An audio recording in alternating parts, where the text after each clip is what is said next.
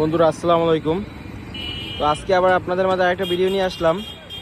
পিরোজপুরে দূর দূরান্ত থেকে যারা আসেন পিরোজপুরে ঘুরবার উদ্দেশ্যে, যেরকম ধরেন মঠবাড়িয়া, ভান্ডারিয়া, বালিপাড়া, জিয়ানগর, বরিশাল, ঝালকাঠি, নাজিরপুর, তারা হচ্ছে যে যে রোডগুলো চিনেন না।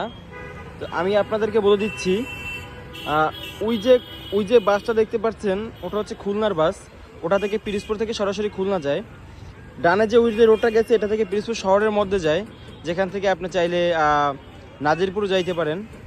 আর হচ্ছে এই যে রোডটা গেছে ডানে, এটা থেকে হচ্ছে আপনার বাস স্ট্যান্ড যায়, নতুন বাস স্ট্যান্ড, যেখান থেকে বরিশালের বাস পাওয়া যায়। তো হচ্ছে যে ওই একজন ব্লগার দেখলাম, এই যে ব্লগার যাচ্ছে। তো এইদিকে যে বাম পাশে যে রোডটা গেছে, এটা থেকে হচ্ছে আপনার জিয়ানগর যাওয়া যায়, বালিপাড়া, ভান্ডারিয়া, মঠবাড়িয়া সব জায়গায় যাওয়া যায় এটা থেকে।